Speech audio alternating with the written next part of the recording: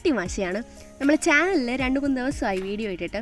വേറെ അങ്ങനെ പ്രത്യേകിച്ച് കാര്യമൊന്നുമില്ല, നമ്മളൊരു ഓർഗനൈസർ ഉണ്ടാക്കുമായിരുന്നു.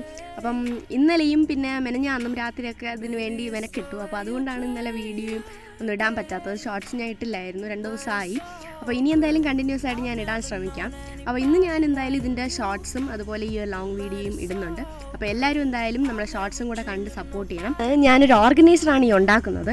നമ്മൾ പിൻട്രസ്റ്റിലൊക്കെ എപ്പോൾ ഈസ്തെറ്റിക് ഡെസ്ക് എന്നൊക്കെ അടിച്ചു നോക്കിയാലും ഉറപ്പായിട്ടും ഈ ഡെസ്കുകളിലൊക്കെ ഉറപ്പായിട്ടും വേണ്ട ഒരു സംഭവമാണ്, അല്ലെങ്കിൽ കാണുന്ന ഒരു സംഭവമാണ് നമ്മുടെ ഓർഗനൈസേഴ്സ്. ഐ മീൻ ഷെൽഫുകളോ ബുക്ക് ഷെൽഫ് അങ്ങനത്തെ ഏതെങ്കിലും ഒരു ടൈപ്പ് ഓർഗനൈസർ അതിൽ നിർബന്ധമാണ്.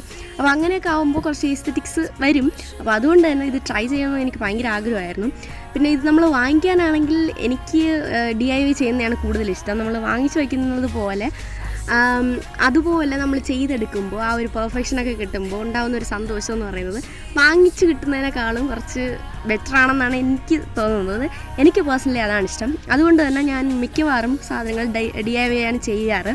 അതാണ് എനിക്ക് കൂടുതലും പേഴ്സണലി ഇഷ്ടമെന്ന് പറയുന്നത്. അപ്പോൾ നിങ്ങൾ ഇതെല്ലാവരും എന്തായാലും എൻജോയ് ചെയ്യുമെന്നാണ് ഞാൻ വിചാരിക്കുന്നു. അപ്പോൾ എല്ലാവരും എന്തായാലും ഫുൾ വീഡിയോ മുഴുവനും കാണുക. ഞാൻ പറഞ്ഞ പോലെ നമ്മളെ ഷോർട്സും എല്ലാവരും കാണണം. പിന്നെ എല്ലാവരും ഇവിടെ സബ്സ്ക്രൈബ് ചെയ്യാതെ ആരെങ്കിലും നമ്മുടെ വീഡിയോ കാണുന്നുണ്ടെങ്കിൽ ഇഷ്ടപ്പെടുകയാണെങ്കിൽ തീർച്ചയായും സബ്സ്ക്രൈബ് ചെയ്ത് നമ്മുടെ ഫാമിലിയെ നമുക്ക് വലുതാക്കണം. അപ്പം എല്ലാവരും എന്തായാലും വീഡിയോ വാച്ച് ചെയ്യുക. ഞാനിത് കംപ്ലീറ്റ് ആയിട്ടും കാർഡ്ബോർഡ് വെച്ചാണ് ചെയ്തിരിക്കുന്നത്.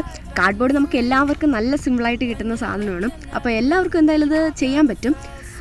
ഞാനിതിപ്പോൾ നമ്മൾ കാർഡ്ബോർഡാണ് യൂസ് ചെയ്യുന്നതുകൊണ്ട് തന്നെ കാർഡ്ബോർഡിന് കുറച്ച് കട്ടി കുറവാണല്ലോ, അതുകൊണ്ട് തന്നെ ഞാനൊരു 3-4 ഷീറ്റൊക്കെ ഒരുമിച്ച് ഒട്ടിച്ച് വെച്ചാണ് യൂസ് ചെയ്യുന്നത്. അപ്പോൾ അങ്ങനെ ചെയ്യുമ്പോൾ അതിന് കുറച്ചുകൂടെ സ്ട്രെങ്ത് കിട്ടും.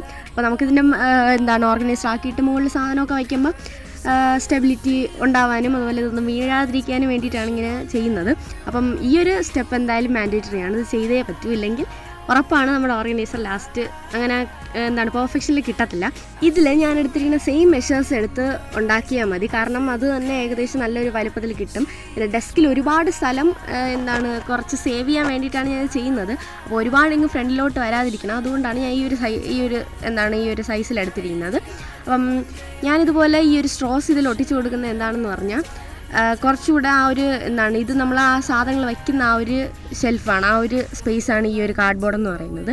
അപ്പോൾ ഇതിൽ സ്ട്രോസ് ഒട്ടിക്കണം. അപ്പോൾ ഇതിൻ്റെ ഈ ഒരു കാർഡ്ബോർഡിൻ്റെ ആ ഒരു മെക്കാനിസമാണ് ഇതിൽ ഞാൻ യൂസ് ചെയ്തിരിക്കുന്നത്.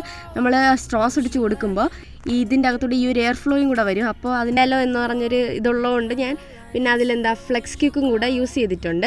അത് വേണമെങ്കിൽ യൂസ്